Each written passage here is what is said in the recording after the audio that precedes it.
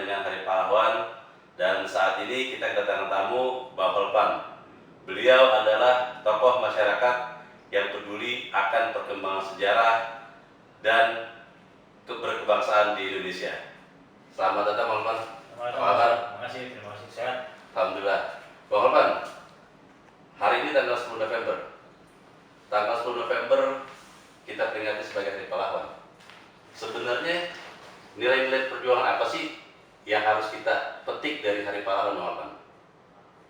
Jadi begini Bang Su, 10 November itu kalau kita flashback, itu kalau kita berada dalam situasi dan kondisi pada saat itu, suasana sangat luar biasa, dramatis sekali.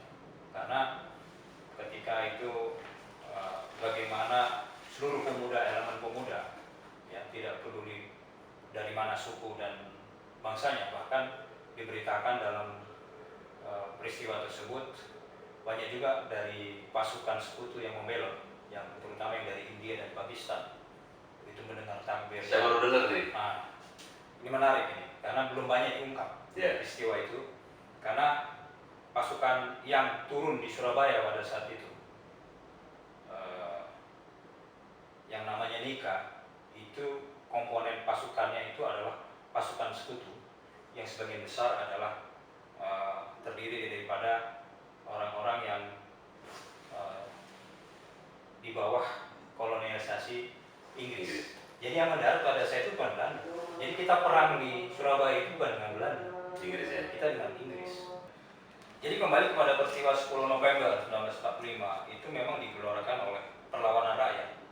Radio yang ada juga radio pemberontakan rakyat pada saat itu oleh Bung Tomo.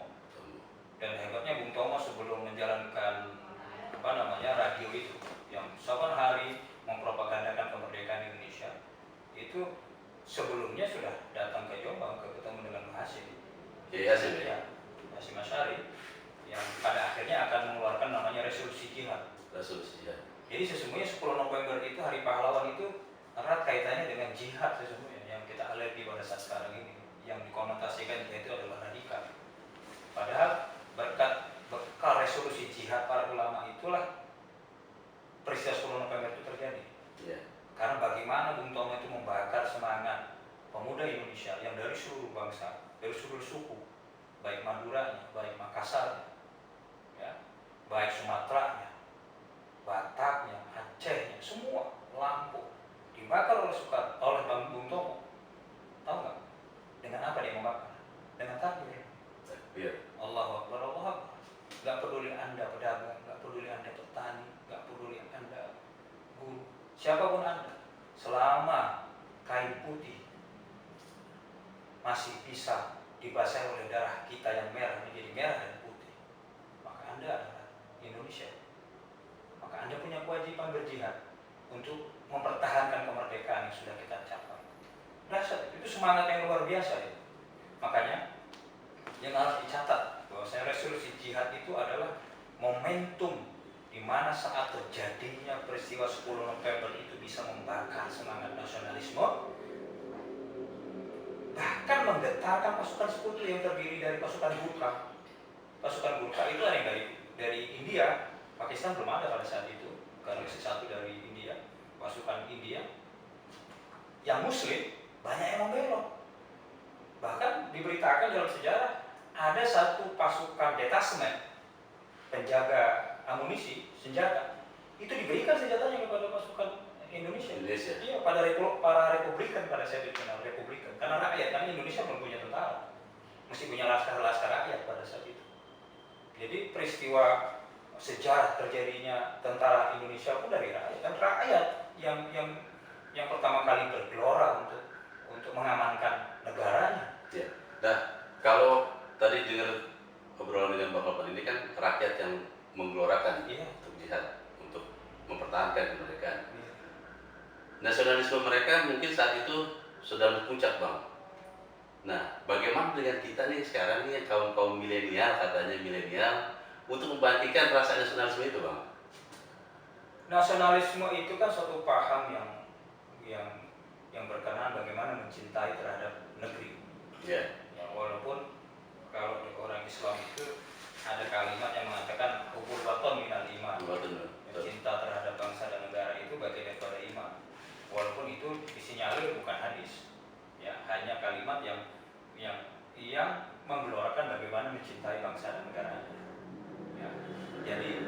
apapun itu, satu kita butuh simbol, karena bangsa kita ini kan orang manusia ini butuh simbol, simbol panutan, simbol-simbol yang bisa membangkitkan semangat. Makanya simbol-simbol itu perlu kita hidupkan kembali. Nah, simbol ini pun butuh yang namanya panutan, figur yang bisa menggelorakan semangat itu tetap hidup. Maka ingat, dulu itu ada kalimat merdeka atau mati, ya kan? Lebih baik mati berkalang-kalang daripada dijajah kembali. Itu kalimat singkat yang luar biasa itu. Bambu runcing itu bisa melebihi AK-47. Kalau tadi Bapak Lukman bilang harus ada figur, Bang. Apakah sekarang nggak ada figur yang untuk membangkitkan rasa nasionalisme itu, Bang? Nah, kamu generasi muda ya untuk ini menarik nih Bang Subur. Karena kita jujur, kalau kita mau realistis, saat ini kita lagi krisis figur. Banyak sekali figur yang sifatnya karbitan. Karbitan bagaimana? Ya mereka itu hanya timbul pada saat mau kampanye, mau pemilihan calon legislatif ataupun eksekutif.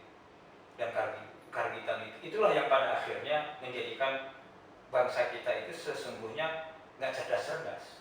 Karena banyak sekali tokoh-tokoh yang dikarbit, ya, yang dikarbit untuk menjadi pemimpin di bangsanya, padahal dia belum siap.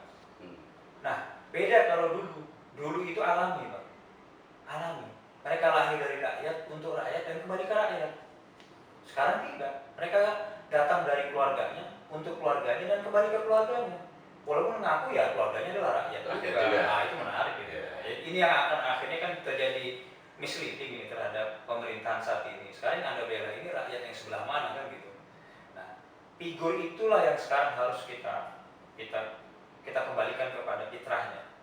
Siapa sih yang disebut seorang pemimpin yang layak dijadikan contoh, ya, suri tauladan bagi seluruh bangsa dan negaranya, sehingga mereka ini menjadi top leader gitu. Top leader yang strong leader juga, tidak hanya sekedar top leader tapi strong leader. Strong leader itu yang bisa membangkitkan semangat gitu. Coba bagaimana dulu kalimat merdeka atau mati, orang sudah melebihi segala-galanya. Nah, kita butuh simbol-simbol itu, dan simbol-simbol itu butuh figur yang menyuarakannya. Jadi kalau ada yang menyuarakan, ayo kita berantas korupsi, nah tiba-tiba kalangan mereka sendiri korupsi, terus siapa yang menjadi panutan? Ya, artinya kan figur, berarti ini kita memang krisis figur, Bang. Krisis figur. Yeah. Terus kalau dari kita melihat sekarang dibilang krisis figur mungkin benar. Tapi apakah dari sekian banyak pemimpin kita nggak ada yang bisa jadi figur? Yang benar-benar jadi figur, yang bukan karbitan, Bang? Makanya inilah tugas kita sebenarnya, maksudnya. Karena Indonesia ini berbeda dengan negara yang lain. Indonesia ini lahir dari sebuah perjuangan panjang. Dan hebatnya sejarah Indonesia ini terjadi pun karena apa? Karena senasib. Merasa satu nasib dan merasa satu penanggungan. Jadi selama ini kan ada satu nasib tapi tidak sepenanggungan kan. Kita sama-sama susah, tapi susahmu ya susahmu, kan gitu ya. Betul. Nah itu repot itu. Jadi kayak nggak senasib tapi tidak sepenanggungan kan. Atau kita sependapat tapi tidak satu pendapatan. Nah, jadi kita satu pendapat, kalau pendapatnya berbeda jadi beda pendapat kita kan. Nah ini yang jadi kendala bangsa kita saat ini, Bang Syukur. Jadi beda sekali proses munculnya para pemimpin di zaman dahulu, baik pra ataupun pasca kemerdekaan dengan saat ini. Dulu yang betul-betul diayak, ada screening yang secara alami akan menimbulkan pemimpin itu dicintai dan mencintai rakyatnya. Ya, karena mereka merasa mereka lahir dari rakyat dan mereka merasakan kesusahan rakyat, sehingga ketika mereka senang, mereka pengen juga rakyat juga merasakan itu. Sehingga ketika kita tidak tahu siapa diri kita, terus apa yang mau kita banggakan dari diri kita? Makanya sesungguhnya tugas kita sebagai orang tua harus kita tularkan ke anak kita. Bekalkan mereka, siapa mereka sesungguhnya. Berikan mereka jati diri yang kuat, sehingga mereka menjadi bangsa Indonesia yang sebenarnya. Selama ini kenapa kita menghargai budaya orang lain? Karena budaya kita juga bingung budaya mana yang mau kita banggakan. Atau kita merasa kurang pede dengan budaya kita. Tugas siapa? Ya, tugas kita semua. Pemerintah itu memang wajib, karena memang pemerintah itu harus tetap mempertahankan keberlangsungan identitas sebuah bangsa. Tapi kita sebagai bangsa pun wajib dong menunjukkan tugas kita juga. Karena kita sebagai individu yang hidup di dalamnya. Lah kalau kita tidak punya kebanggaan, apa yang mau kita banggakan? Jadi ada satu humor yang mengatakan kehebatan kita adalah ketika kita tidak punya kehebatan. Konyol. Berarti bisa ada kemungkinan Indonesia ini ada atau tidak di 50 tahun ke depan atau 100 tahun ke depan, gitu Bang Alpan ya? Persis.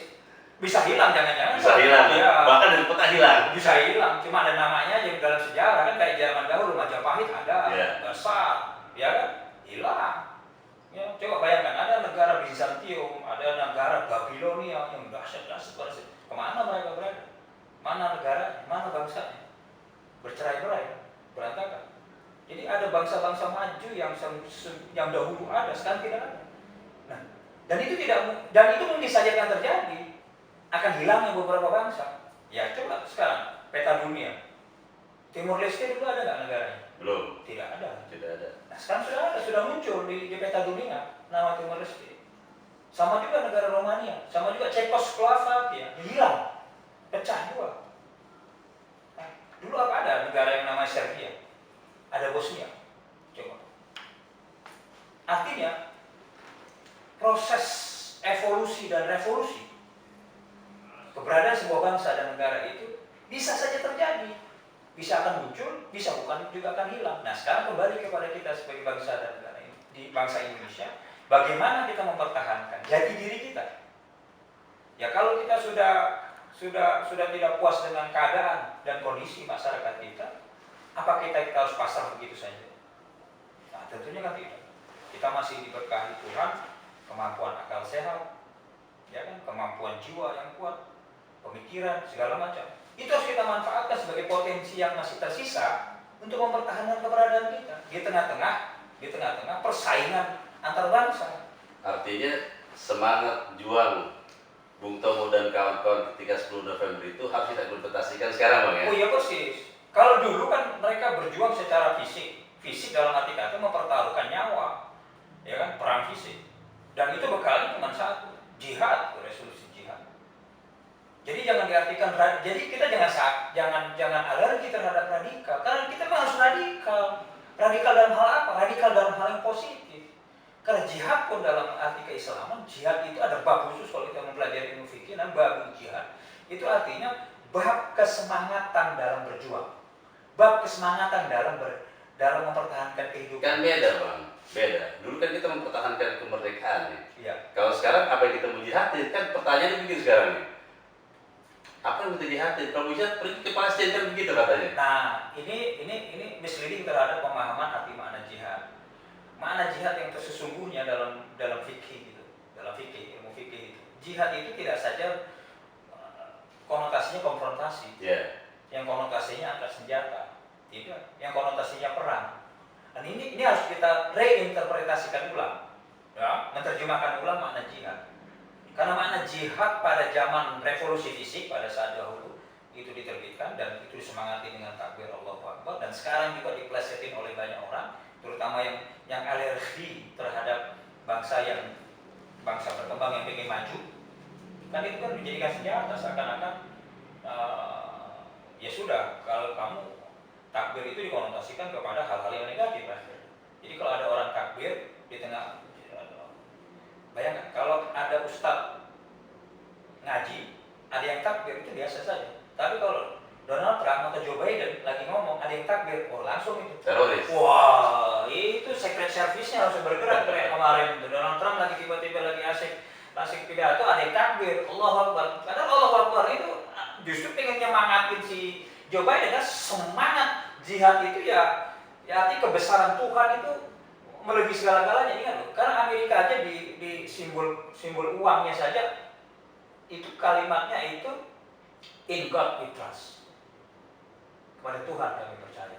Dan itu pun ketika seluruh pejabat di Amerika ketika diangkat sumpahnya, itu kalimat terakhirnya may God bless us atau may God help us, kembali kepada Tuhan.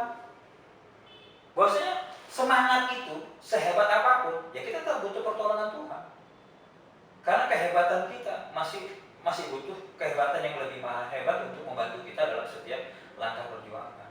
Nah, itu harus kita implementasikan ulang. Kalau dahulu itu adalah revolusi fisik, sekarang Harus lebih daripada sekedar revolusi fisik. Membangkitkan jiwanya nih Bang. Nah, pertanyaan ini, membangkitkan jiwanya nih bagaimana? Dan siapa yang bertanggung jawab? Nah itu harus kita camkan, jangan kita lempar tanggung jawab ke orang. Harus kembali kepada diri kita masing-masing. Sehingga kalau dalam konsep ibda' binafsik atau mulai dari dirimu itu bagus. Jadi jangan kamu suruh orang sementara dirimu belum selesai. Tapi ingat, orang yang nyuruh pun jangan kita koreksi juga. Kamu aja belum selesai, masa suruh-suruh, itu juga gak benar. Artinya apapun yang sifatnya positif ya kita serap saja. Tapi seharusnya kepositifan itu dimulai dari diri kita. Sehingga kita akan memberikan aura yang berbeda pada saat Anda sudah menjalankan sebuah komitmen dan Anda perintahkan komitmen itu ke orang lain akan melihat Anda, oh dia saja yang bagus. Kan beda kalau seandainya orang kaya bercerita tentang kekayaan. Oh wajar dong. Kalau orang miskin kasih motivasi kaya, kalau Anda aja miskin, kok gimana Anda mesti orang kaya? Susah. Bullshit gitu. Kan gitu. Gitu. Ya, baik, balik lagi ke masalah semangat jihad Bang Lepan. Iya.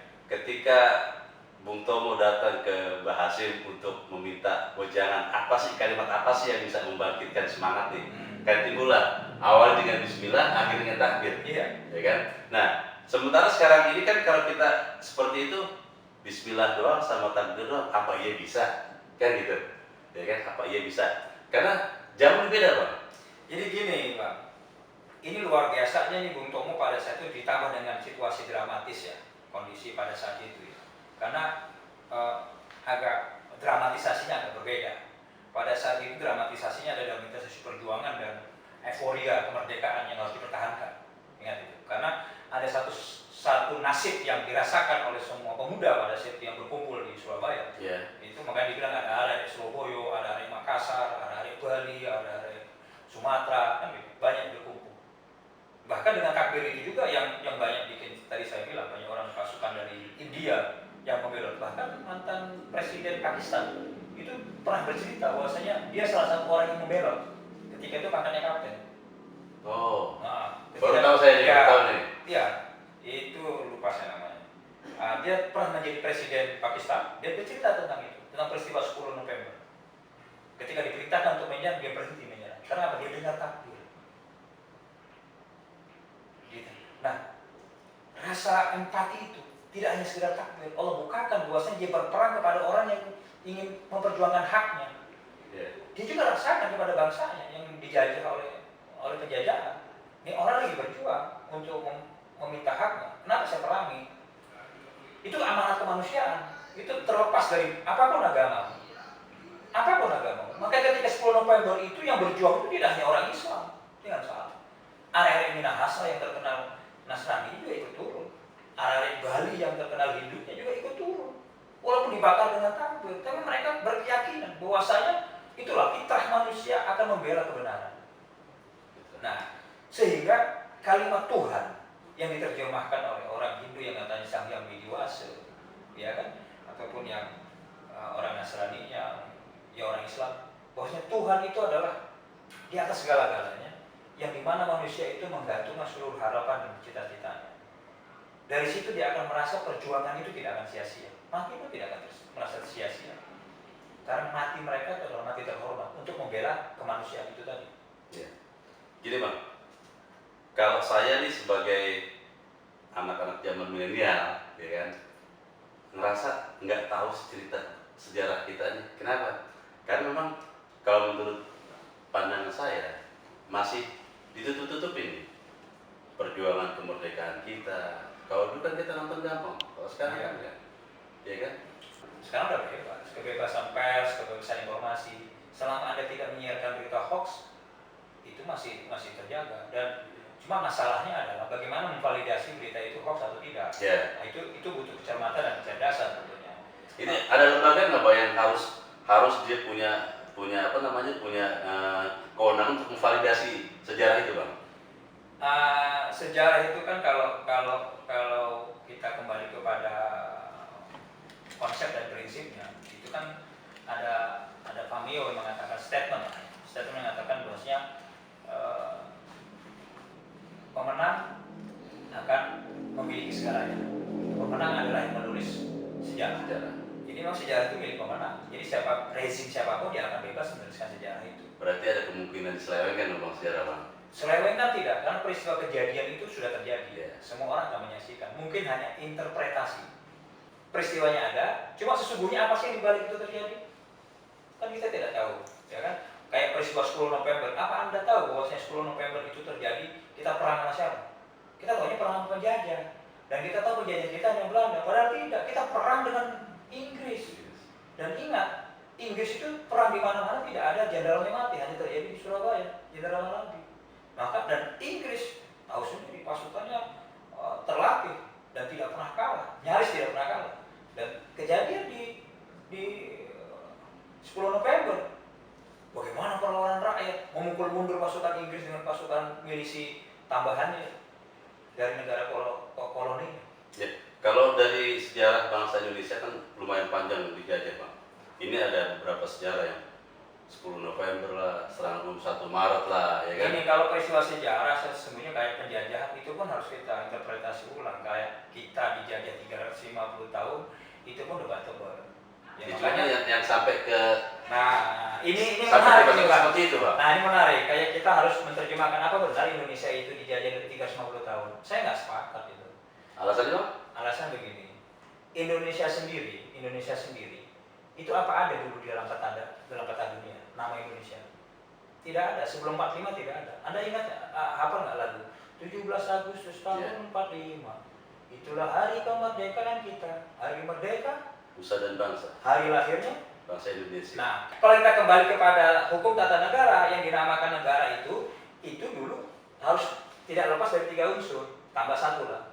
Apa yang 3 jadi 4 unsur? Apa yang 3 pertama? Harus ada pemimpin, ya, harus ada yang dipimpin, ya, rakyatnya, harus ada wilayah, harus ada ini unsur utama sebuah negara, pilar utama untuk mengklaim menjadi sebuah negara. Yang keempat, yang terakhir, ini apa? Harus ada pengakuan negara asing. Sekarang pertanyaan kita, oke, pemimpinnya ada pada saat itu? Nggak ada, kita belum dipilih, Soekarno itu belum dipilih pada saat itu. Kalau begitu wilayah mana yang dijajah? Apa seluruhnya, Sabang sampai Merauke? Karena pada saat itu secara teritorial Indonesia belum sampai Sabang sampai Merauke. Dan de facto-nya, ya, bahwa peralihan kekuasaan Indonesia pada tahun 49 di meja KMB itu adalah ex-jajahannya Belanda. Nah ini menarik, fakta yang baru saya dengar nih. Oh iya. Fakta yang baru saya dengar ini. Iya, karena Indonesia jangan salah. Saya kalau kita ini diskursus ya, kita bicara kalau ada namanya statement ataupun ada namanya hipotesa, tentu harus ada antitesa. Yeah. Ya kan? Oke, hipotesanya adalah Indonesia dijajah 350 tahun. Oke, ya. Dari mana patokannya? Kan mereka patokan berdasarkan berdirinya POC 1602. POC ini siapa? POC ini kan serikat dagang. POC Planning Ost Indies Company, artinya perusahaan dagang India Timur. Yeah. Nah, nama kita dulu India Timur, East Indies, negara kepulauan kita ini namanya India Timur. Yang ngasih nama India Timur itu pun Belanda ataupun para kolonialis. Makin panjang cerita sejarah Indonesia nih. Menarik. Kolonialis. Dan Anda tahu, di POC itu siapa? Itu adalah perserikatan dagang yang ujung-ujungnya yang ngasih modal juga para raja-raja Jawa. Naruh modal, dia punya barang, dia nggak bisa jual, dia titip kepada pedagang Portugis, pedagang Belanda, pedagang Eropa untuk dijualkan ke negaranya. Dapat untung dikembalikan, konsinyasi. Kenapa mereka dapat tempat? Karena di welcome, Anda bawa kesempatan ekonomi, barter ekonomi. Yeah. Jadi artinya welcome, dikasih tempat malah, dikasih privilege oleh raja-rajanya. Jadi kalau begitu siapa sesungguhnya yang menjajah kita? Makanya saya ini agak sedikit nyeleneh ya. Dalam proklamasi itu pun saya agak sedikit menggugat kalimat itu. Kalau seandainya saya hidup pada masa itu, masih dekat dengan Bung Karno. Apa yang juga Bang? Nah, Anda hafal nggak proklamasi? Apa coba sebut? Proklamasi. Ya. Lupa saya. Belum ada jadi orang Indonesia. Jadi proklamasi, ingat ya. Kalau kita orang beragam kan ada kitab sucinya. Yeah. Nah, kitab suci sebuah negara itu diantaranya adalah Declaration of Independence. Deklarasi kemerdekaan itu proklamasi, ya. Nah, proklamasi Indonesia itu sebelum dia menjadi proklamasi itu kan ada namanya BPUPKI dan PPUPKI. Yeah. Badan Usaha Persiapan Kemerdekaan Indonesia atau Panitia Persiapan Kemerdekaan Indonesia. Itu sudah diketik itu teksnya segala macam. Jadi kenapa kok teks yang ini yang muncul? Itu pun kita harus membuka antitesanya itu. Ya, jadi Bang Syukur ya. proklamasi itu kan kurang lebih kayak gini lah teksnya. Itu pun hasil satu malam ketika Bung Karno itu diculikkan karena stengklok oleh Laskar Pemuda. Ya, Laskar Pemuda. Ya. Nah, bunyinya kurang lebih begini. Proklamasi kami bangsa Indonesia dengan ini menyatakan kemerdekaannya. Menyatakan kemerdekaan. Terus hal-hal yang mengenai pemindahan kekuasaan dan lain-lain diselenggarakan dengan cara seksama dan dalam tempo yang singkat-singkatnya. Jakarta, 17 Agustus 1945 atas nama bangsa Indonesia. Soekarno-Hatta. Oke, kita bahas nih paragraf per paragraf. Karena kitab suci sebuah bangsa. Kalau negara agama itu ada kitab sucinya, maka negara kitab sucinya adalah Declaration of Independence. Karena patokan dasar itu hukum dasar sebuah negara adalah proklamasi. Oke, kami bangsa Indonesia, ya kan, menyatakan kemerdekaan itu udah oke, kita setuju sepakat. Karena kita mengklaim bangsa yang banyak ini baik dari Sabang sampai Merauke. Apapun itu, belum ada Maluku pada saat itu. Baik. Ya kan? Siapapun, apakah itu Yong Batak, Yong Bali, Yong Celebes, ya kan? Apakah itu Bali, Celebes, Borneo, Sumatera, segala macam. Itu menyatakan kemerdekaan sama dan melebur menjadi sebuah bangsa yang namanya bangsa Indonesia. Tapi kalimat yang berikutnya ini menarik untuk kita tafsirkan karena kitab suci aja ditafsirkan, masa ini nggak boleh ditafsirkan. Nah, ini penafsiran ini perlu kita tengahi nantinya ya. Kita konklusikan demi kepentingan bangsa Indonesia dan NKRI, keberlangsungan kita sebagai bangsa dan negara. Hal-hal yang mengenai pemindahan kekuasaan dan lain-lain. Ini kalimat yang seharusnya tidak masuk dalam proklamasi. Walaupun intinya adalah semangat pada saat itu ya. Yeah. Tapi ketika diterjemahkan ini menjadi doa yang sekaligus menjadi laknat bagi bangsa Indonesia ini. Apa itu? Hal-hal yang mengenai pemindahan kekuasaan. Jadi kita bicara ini pemindahan kekuasaan, Bang. Dan kalimatnya apa lagi? Dan lain-lain. Dan lain-lain itu artinya apa? Kan tanpa batas. Kalau dalam kamus bahasa Indonesia itu kalimat tanpa batas. Dan lain-lain itu bisa ya mohon maaf nih Bang Subur, bisa emakmu, bapakmu, kakekmu, nenekmu, adikmu, cucumu. Kan dan lain-lain. Konteksnya kan saat itu kita ingin membebaskan dari Belanda dan Jepang. Dari penjajahan. Makanya kan pemindahan kekuasaan, artinya pemindahan kekuasaan itu dari penjajah ke kita. Nah, ini artinya itu kan semangat ya. Yeah. Semangat memindahkan kekuasaan. Dan itu terjadi sampai sekarang masalahnya. Semangat selalu memindahkan kekuasaan itu. Ya kan? Yeah. Hal-hal yang mengenai pemindahan kekuasaan. Apa yang terjadi? Saya orang berikut kekuasaan terus. Nah, sepakat. Kan itu kan kayak laknat jadi akhirnya. Proklamasi yang sekaligus menjadi doa yang pada akhirnya kita berpikir untuk memindahkan kekuasaan dan hebatnya dan lain-lain itu yang nggak dibatasi. Bahkan pembicara kita kalau kita terusin ini sebenarnya makin berkembang maka Ya. waktu banyak. Waktu juga yang memisahkan kita Bang Alpan. Iya. Terima kasih sekali Bang Alpan. Saudara-saudara sekalian, kemerdekaan itu mempunyai nilai yang sangat luar biasa. Ada nilai perjuangan dan sebagainya. Nah, tantangan untuk kita saat ini adalah bagaimana menyatukan nilai-nilai perjuangan dalam bingkai kebinekaan, bingkai kebersamaan, yang mana saat ini kita tahu banyak sekali perbedaan-perbedaan yang di masyarakat ini. Bagaimana caranya kita untuk merangkul kebersamaan ini dalam satu nasionalisme, bingkai nasionalisme, bingkai kebinekaan. Terima kasih, sampai jumpa lagi dengan saya